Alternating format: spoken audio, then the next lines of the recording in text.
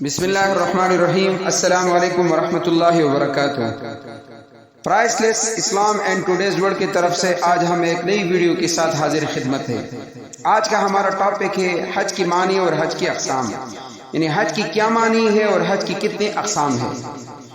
لیکن ویڈیو میں آگے بڑھنے سے پہلے آپ سب سے گزارش ہے کہ ہماری یوٹیوب چینل کو لازماً سبسکرائب کریں اور گھنٹے کے آئیکن کو ضرور دبائیے۔ محترم ناظرین کرام، حج اسلام کے 5 ارکان میں سے ایک ہے جس کی فرضیت قرآن، سنت اور اجماع امت تینوں سے ثابت ہے۔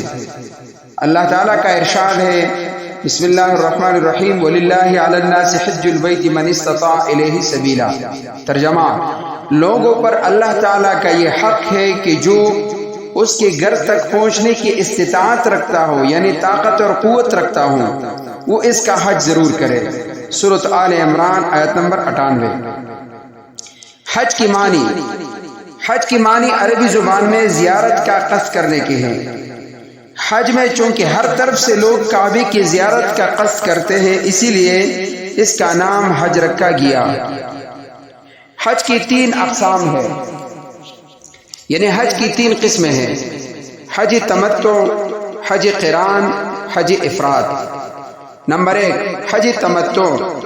میقات سے صرف عمرے کا احرام باندھے، عمرے کا طواف اور سعی کرے، بال منڈوا کر یا کٹوا کر احرام اتار دے، 7 یا 8 ذوالحجہ کو حج کا احرام باندھے، 8 ذوالحجہ کو تلبیہ پڑھتے ہوئے مینا جائیے۔ نمبر 2، حج قران۔ میقات سے حج اور عمرے کا ایک ساتھ احرام باندھے، عمرے کا طواف اور سعی کرے، احرام ہی کی حالت میں رہیں، ممنوعات احرام سے بچتے رہیں، 8 ذوالحجہ کو تلبیہ پڑھتے ہوئے مینا جائیے۔ نمبر 3، حج افراد۔ میقات سے صرف حج کا احرام باندھے، طواف قدوم کرے، احرام ہی کی حالت میں رہے، ممنوعات احرام سے بچتے رہے، 8 ذوالحجہ کو تلبیہ پڑھتے ہوئے مینا چلے جائیے۔